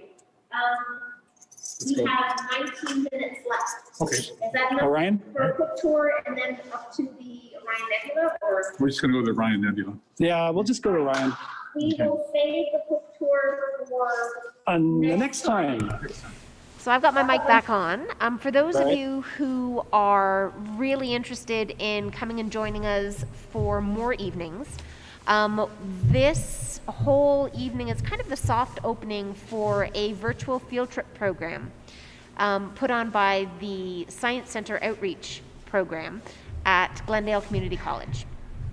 I teach at Glendale Community College. It is a phenomenal community college. I love it. I have wonderful colleagues. And we have an amazing program that usually brings 6,000 plus school children, K-12 age range, to the college campus to learn about a college campus, but also to our digital planetarium and to our science center, where they get to do hands-on experiments. They actually get to make stuff. That obviously is not happening. It didn't happen for the bulk of 2020. And this semester we have pivoted our field trip program to be a virtual field trip to the stars. So this type of program this type of evening has been scheduled twice a month up until the beginning of June.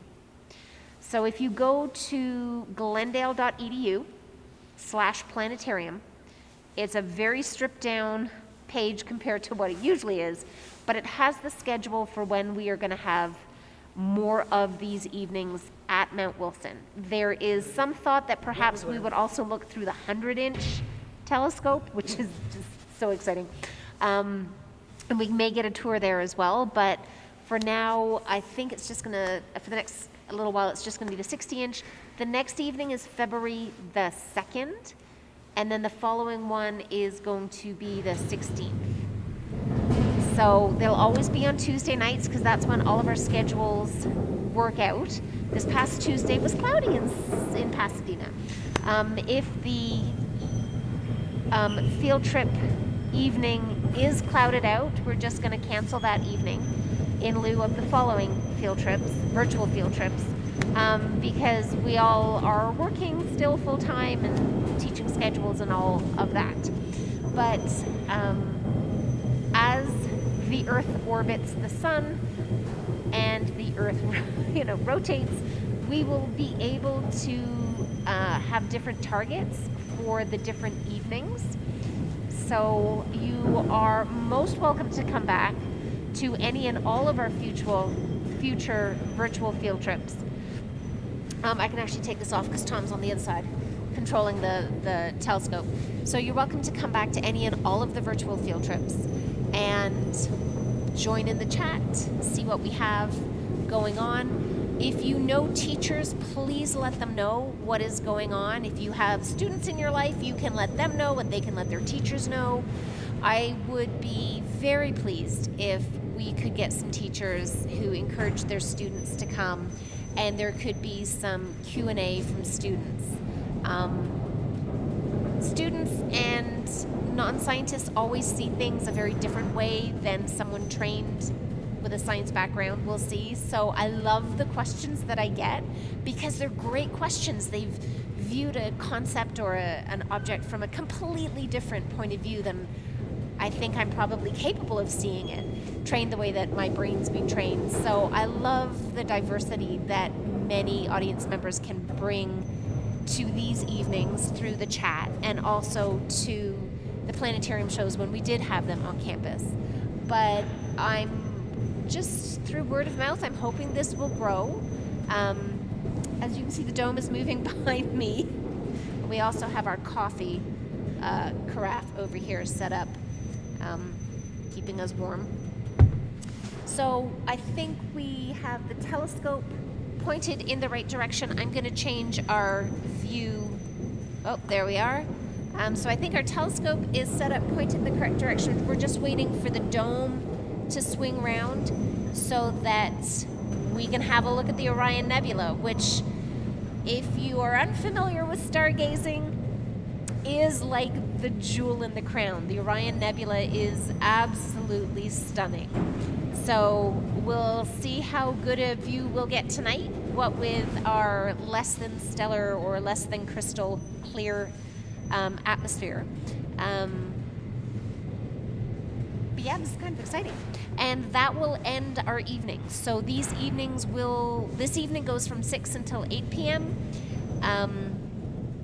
In future, the times will likely change for obvious reasons. If the sun starts setting later and later and later, and once we get to the time change, it will be daytime at 6 p.m. So obviously we'll have to start later in the evening. But Chris is going to turn the lights off, and we're going to see what we've got through the telescope. So let me go to the attic view. Right now we are not seeing much. To increase the gain. I'm going to increase the gain to high. I'm going to turn the exposure time up to You don't need to go up that high. 3 seconds. Stay at a second for now. Stay at a 'cause, second. Tom is still. Whoa, yeah, definitely. Tom is still.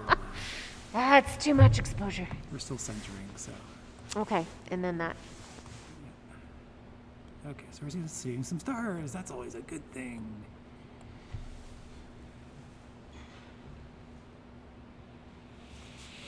All right, stars.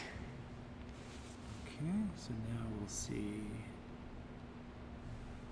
The other thing we should point out is that because we have a moon, Yes, we've got quite a bright bright overall sky. background. So the moon is not ideal. February 2nd, which is our next observing evening, there will be a third quarter moon, or almost a new moon. And so we will not have the moon above the horizon in the early evening when we're doing our virtual field trip.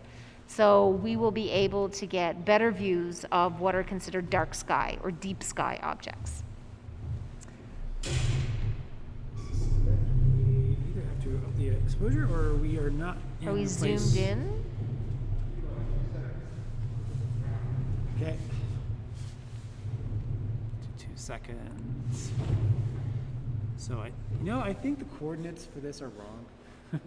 So I seem to remember this happening the last time we did this. We ended up in the wrong place slightly. So if we can go, I think it's to the right in this view, which is So, Peter, I am reading your comment on the chat. Thank you for subscribing. I think you are our first subscriber. This is very exciting. And I'm so pleased you're going to encourage your students to participate. I don't know if you're an astronomy instructor. Big hello to my colleague Deborah Levine, who used to work with me at Glendale College and is now at Anne Arundel College in Maryland. So if you have any recommendations of what we can show or any descriptions you would like us to include that would clarify anything for your students, please let us know. You can reach us at planetarium@glendale.edu. A colleague and I are the only two people who get that, the emails that come to that address. So you are welcome to write us there and say, hey, I think it would be really great if you could show us this, or if you could explain, right ascension and declination, or some things along those lines. If there's anything in particular you think would be useful for your students, let us know and we will do what we can. Wow. Okay, sorry, I didn't know what that was. I thought those two bright lights, I thought you'd turn some lights on over there. Those are stars. This is the Andromeda Nebula. You can see why we saved the best for last. Orion, why am I saying Andromeda? I think okay, it's been a long day. But this is the Great Orion Nebula. Is that trapezium in the bottom right? Yeah. But the red that you're seeing here is hydrogen. This is going to be the hydrogen alpha line, which in astronomy is so famous, 656 nanometers wavelength. Given that 80% of the universe that we can see is, that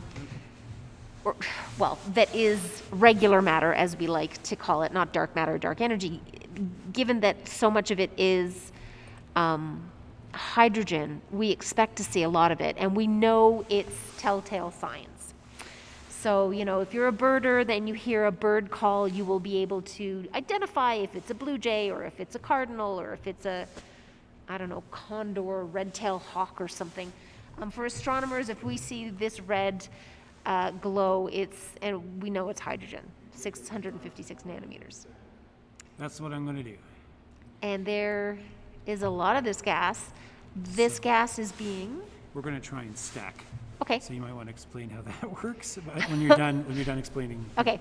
So this hydrogen gas is being energized by the light emitted from these newly formed stars. So these 4 stars at the center of the image are 4 stars called the trapezium, and these are emitting a lot of light, a lot of ultraviolet light, and they are energizing the gases and causing the electrons of those gases to pop to a higher orbital. As the electrons transition back down towards the nucleus of the atom, then you get photons of light emitted. And hydrogen, all hydrogen atoms are the same. And it's so pretty.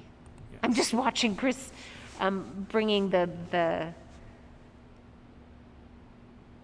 exposure right, and it's just so pretty. So what he's doing now is something called stacking, which basically takes a picture and then takes another picture and keeps stacking those images. What it does is the software chooses the best images. For example, perhaps when the atmosphere happened to be particularly still in the split second that it would take that picture. And so it's taking the best of the pictures and basically stacking them on top. So we're accumulating photons, we're accumulating images, and we should get a brighter, sharper, clearer image as a result of this process. So far, it has stacked 3 images. 4. Okay. And we are beginning to see a little bit of depth, a little bit of 3-dimensionality, if you can imagine that, with this particular part of the nebula. So the Orion Nebula is really quite big. In total, it is 24 light years in diameter. Excuse me.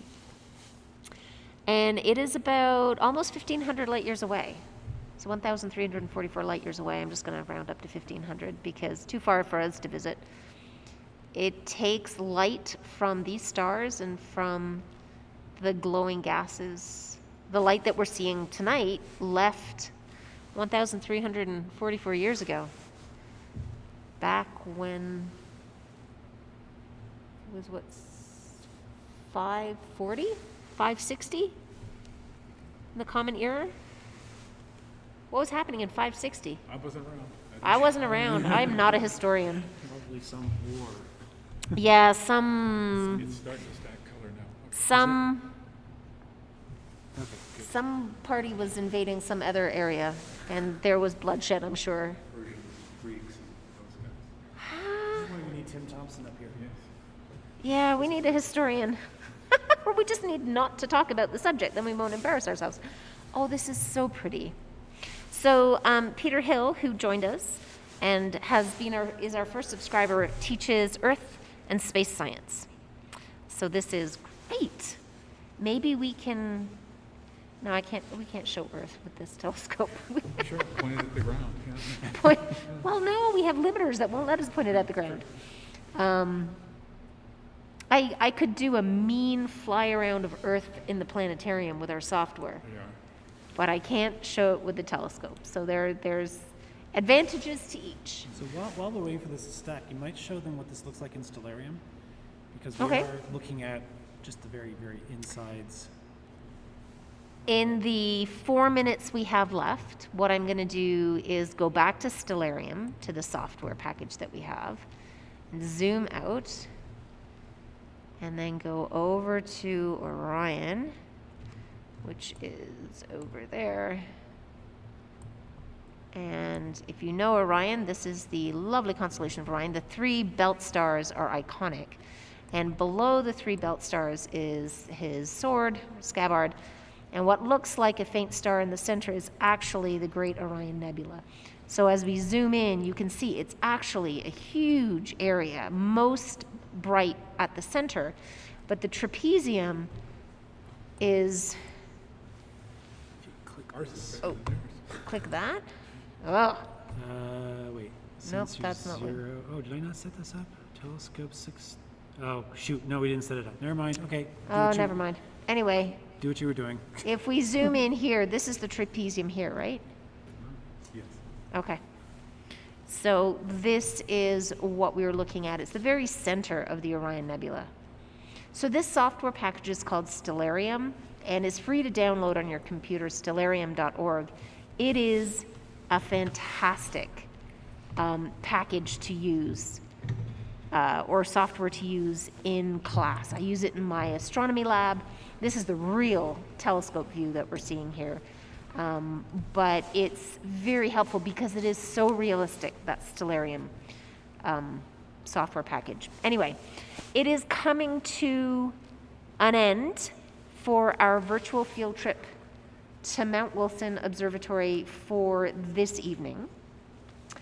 So on behalf of Chris Burns and Tom Meneghini and myself, Jenny Krestow, thank you so much for joining us. If you have any questions, throw them into the chat now, and we will try and answer them before the end of our live stream this evening. But that is the presentation that we have for you. I am so glad that you guys could make it. Thank you for coming. I hope you enjoyed what we could show you, and I hope to see you back here again. I will be updating this YouTube website with a list of our future dates and the links to those live stream events. Because each live stream event has its own YouTube link, you'd have to click on a different link to get the same view. You can't keep coming back to this link, but this link will be archived. So if you are an astronomy instructor and you want to have your students look at a real view through a real telescope, you can send them to, like I guess it would be 1 hour, 45 minutes into this view to see the Orion Nebula, or early in the evening to see the moon or the blue snowball. But I am going to end the live stream now. If you guys want to turn on the lights.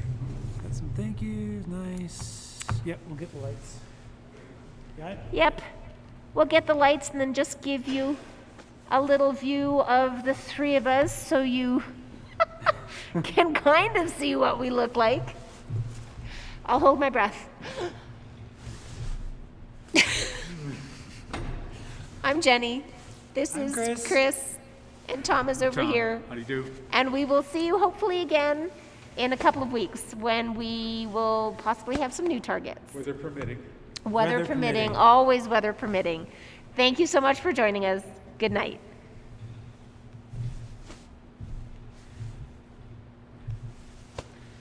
Yay!